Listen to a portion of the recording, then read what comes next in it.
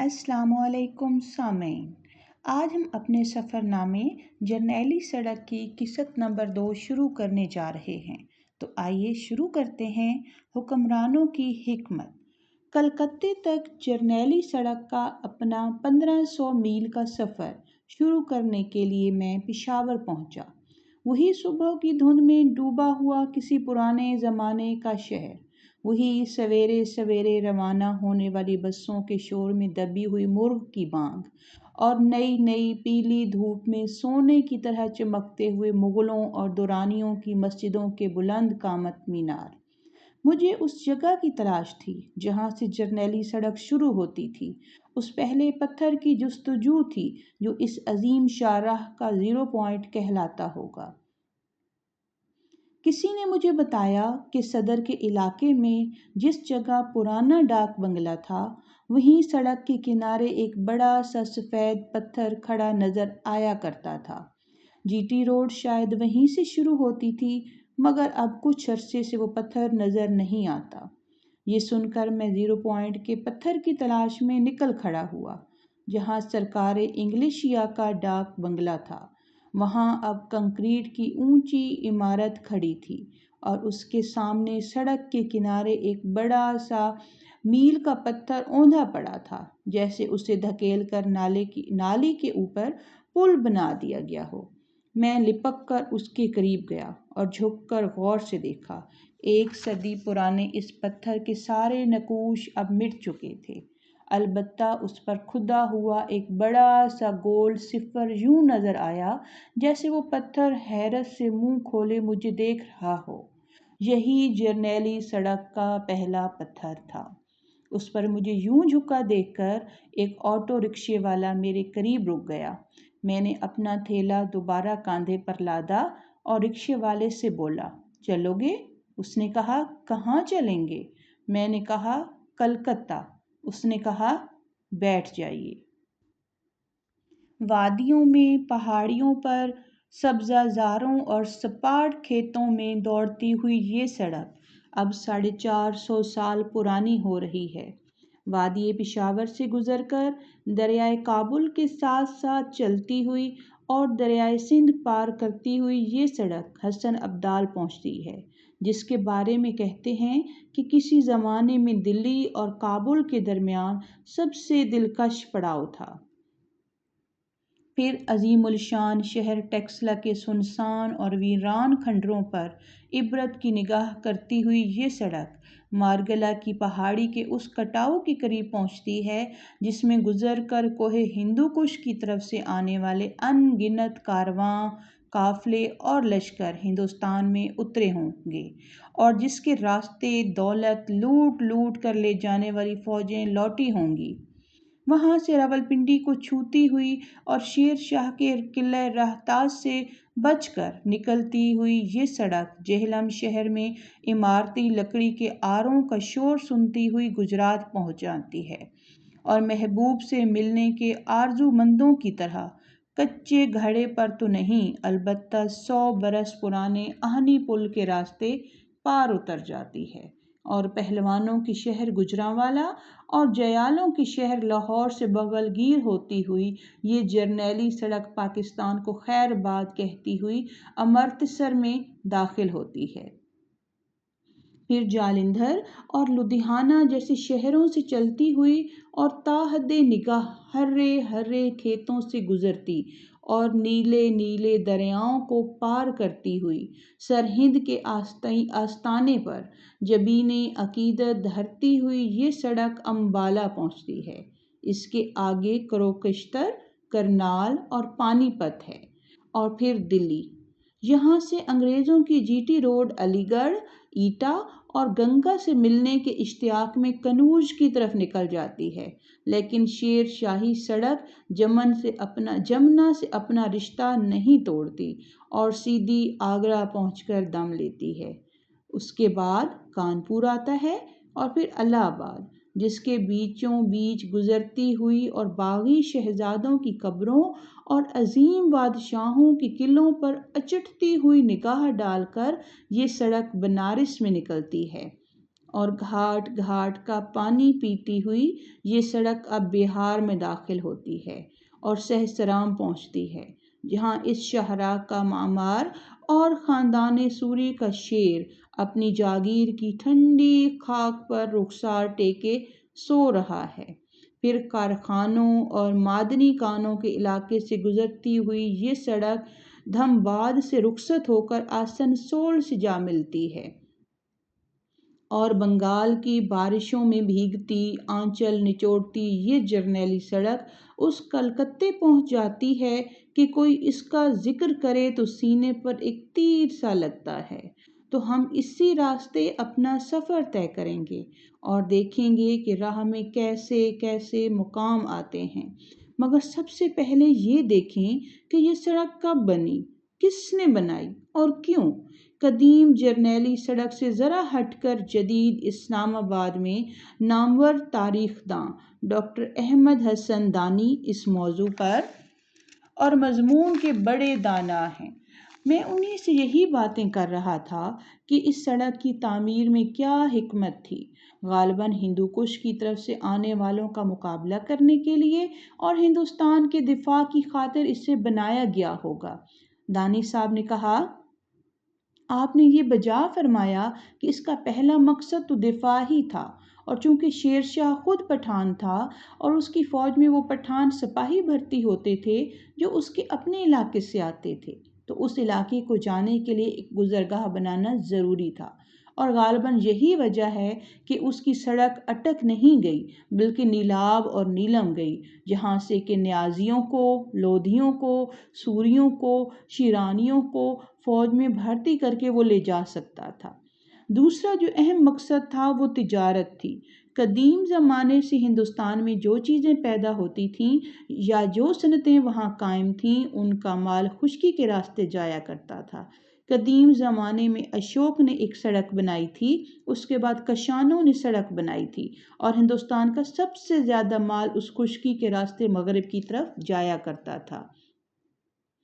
اسی کو فروغ دینے کے لیے شیر شاہ نے یہ سڑک بنائی۔ اس کے علاوہ دانی صاحب نے بتایا کہ اس زمانے میں سمندر کے راستے سفر کرنے کا زیادہ رواج نہیں تھا۔ وسطی ایشیا اور ایران سے لوگ خشکی ہی کے راستے آتے تھے یا اسی راستے لوگ وہاں جاتے تھے۔ اس وقت کی سواریاں مختلف تھیں، لوگ ہاتھی پر یا گھوڑوں پر سفر کرتے تھے، بے شمار لوگ پیدل چلتے تھے۔ ان کے لیے ضروری تھا کہ نہ صرف سڑک ہو بلکہ راستے میں کھانے پینے اور ٹھہرنے کا انتظام ہو، چنانچہ کنویں، باولیاں، مسجدیں اور سرائیں بنوائی جاتی تھیں۔ سرائے دو کام آتی تھی، ایک تو ٹھہرنے کے اور دوسرے کاروبار اور لین دین کے۔ اس وقت کی سرائے میں بڑے بڑے سودے طے ہوتے تھے اور بھاری لین دین ہوتا تھا، اسی لیے شیر شاہ نے یہ سڑک بنوائی تاکہ بنگال میں سنار گاؤں سے لے کر، جو کہ مشرق میں اس کا صدر مقام تھا، دریائے نیلاب تک، جو اس کے ملک کی آخری حد تھی، آسانی سے آیا جایا کریں، عام لوگ بھی، تاجر بھی اور فوجیں بھی۔ اس بارے میں الہ آباد یونیورسٹی کے تاریخ کے استاد ڈاکٹر رادھے شیام نے بعض بڑے اہم معاملوں پر روشنی ڈالی۔ بادشاہ یہ سڑکیں کیوں بناتے تھے؟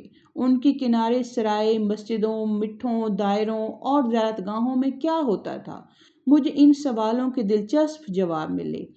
پہلے میں نے ڈاکٹر رادھے شیام سے پوچھا کہ کیا برصغیر کا یہ علاقہ بہت ترقی یافتہ تھا اس لیے یہ سڑک بنی، یا اس سڑک کے بننے سے علاقے نے ترقی کی؟ انہوں نے کہا، یہ پتہ نہیں چلتا، کیونکہ شیر شاہ سے بہت پہلے ہی اس سڑک کی تعمیر شروع ہو گئی تھی۔ ویسے تو قدیم دور ہی میں سارے ملک میں سڑکوں کا جال بچھانے کی کوشش کی گئی تھی، لیکن سلطنت کے دور میں خصوصاً بلبن کے زمانے سے میں سمجھتا ہوں کہ سڑکوں کی تعمیر کا یہ کام شروع ہوا۔ مثلاً یہ کہ سڑک کو قصبے سے ملانا ہے، دیہات سے ملانا ہے، تاکہ شاہی کنٹرول دیہات تک پھیل جائے اور دیہات سے پورا محصول سرکار کو مل سکے۔ تو جب بھی انتظامیہ اپنے ضلعی نظام کو منظم کرتی ہے اور اس کی رفتار تیز کرتی ہے تو سب سے پہلے اس کا دھیان سڑکوں کو ترقی دینے کی طرف جاتا ہے۔ ڈاکٹر رادھے شیام نے مزید بتایا کہ اس دور میں سرائے کی بڑی اہمیت تھی۔ مسافر وہاں ٹھہرتے تھے اور بتاتے تھے کہ کہاں سے آ رہے ہیں اور کس مقصد کے لیے کہاں جا رہے ہیں۔ یہ ساری اطلاعیں بادشاہ تک پہنچ جاتی تھی۔ اس سڑک پر تمام مٹھ ملیں گے، دائرے اور خانقاہیں ملیں گی، مسجدیں ملیں گی۔ وہاں بھی مسافر قیام کرتے تھے، وہ بھی ہر قسم کی اطلاعات لاتے تھے جو بالآخر بادشاہ کو پہنچا دی جاتی تھیں۔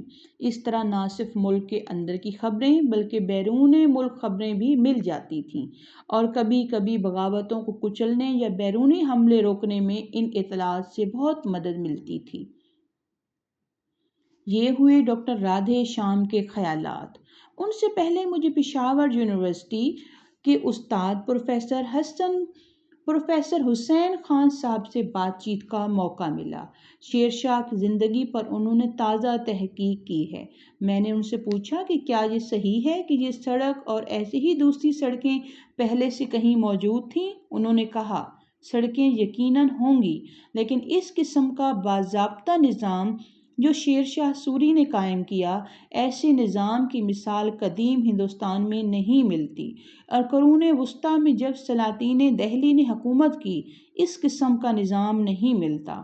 بلبن نے سڑکیں ٹھیک کرنے کی کوشش کی، انہوں نے سڑکوں کی مرمت کی، رہزنی ختم کرنے کی کوششیں کیں، لیکن سائنٹیفک خطوط پر ہم کہہ سکتے ہیں کہ باغ نیلاب اور ہزروں سے لے کر سنار گاؤں تک یہ شیر شاہی سڑک تھی۔ بعد میں ضرورت کے مطابق اس میں رد و بدل ہوتی رہی، لیکن اصل سڑک یہی ہے۔ اس کے علاوہ شیر شاہ نے بھکر تک ایک سڑک بنائی، آگرہ سے خاندیش اور چتور تک بڑی سڑکیں بنائیں، جن کا مقصد فوجوں کی نقل و حرکت میں آسانی پیدا کرنا اور عام لوگوں کو فائدہ پہنچانا تھا۔ میں نے حسین خان صاحب سے پوچھا کہ شیر شاہ نے اگر یہ سڑک عوام کی بھلائی کے لیے بنوائی تھی تو اس پر مسافروں کے لیے کیا سہولتیں تھیں اور ان کے لیے کیا اہتمام تھا؟ انہوں نے کہا، اس نے 1700 سرائیں بنوائیں، ایک کوس کے فاصلے پر ایک سرائے ہوتی تھی۔ یہ اہتمام صرف جی ٹی روڈ پر نہیں بلکہ ملتان، خاندیش اور چتور جانے والی سڑکوں پر بھی سرائیں تھیں۔ ان میں کھانے کے وقت ہر مسافر کو کھانا ملتا تھا، بیماروں اور زخمیوں کا مفت علاج ہوتا تھا، سرائے میں طبیب مقرر ہوتے تھے، وہاں آنے والے تمام مسافروں کے ناموں کا اندراج ہوتا تھا۔ 2 کاتب تھے، ایک ہندی میں لکھتا تھا اور دوسرا فارسی میں۔ مسافروں کے تمام کوائف لکھے جاتے تھے، ان کے مویشی کو خوراک دی جاتی تھی جس طرح مسافروں کو خوراک دی جاتی تھی۔ پشاور یونیورسٹی کے پروفیسر حسین خان کے بعد الہ آباد یونیورسٹی کے اردو کے استاد ڈاکٹر عقیل رضوی نے بھی شیر شاہی سڑک کے بارے میں ایک دلچسپ بات بتائی۔ انہوں نے کہا، یہ بات غور کرنے کی ہے کہ اس سڑک کے دونوں طرف جو گاؤں بسے ہوئے ہیں وہ زیادہ تر مسلمانوں کے گاؤں ہیں، آج بھی ہیں اور اس وقت بھی تھے۔ شاید اس کا سبب یہ ہے کہ ان دیہات میں رہنے والے لوگ وہ فوجی تھے جو حکمران یہاں سے حاصل کیا کرتے تھے، اور اس لیے بادشاہ نے ان کو یہاں بسایا تھا۔ ایک سبب یہ بھی بتایا جاتا ہے کہ چونکہ یہ مسلمان حکمرانوں کے لیے رسد گاہ بھی تھی، اس لیے بھی ان کو یہاں بسایا تھا کہ کسی قسم کا خلل نہ پڑ سکے اور ان کی رسد بآسانی دلی تک پہنچ سکے۔ انہوں نے اور بھی سڑکیں بنائیں، لیکن جو اہمیت اس شیر شاہی سڑک کی ہے وہ اہمیت کسی دوسری سڑک کی نہیں۔ عقیل رضوی صاحب کی اس بات پر یاد آیا کہ میں نے کہیں پڑھا تھا کہ جب شیر شاہ نے لاہور سے ملتان تک ایک عظیم الشان سڑک بنوائی تو اس کے دونوں جانب کی زمینیں اپنے لوگوں کو بطور جاگیر دے دیں۔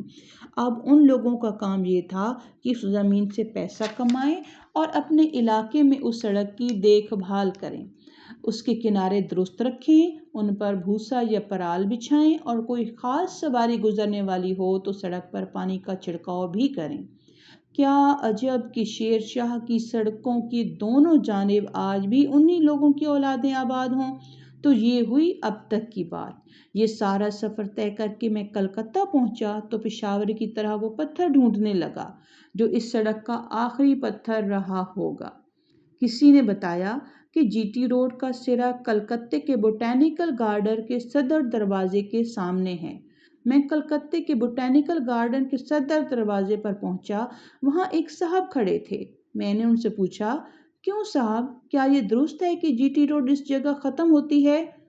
انہوں نے مجھے حیرت سے دیکھا اور بولے، ختم ہوتی ہے؟ ارے صاحب، جی ٹی روڈ یہاں سے شروع ہوتی ہے۔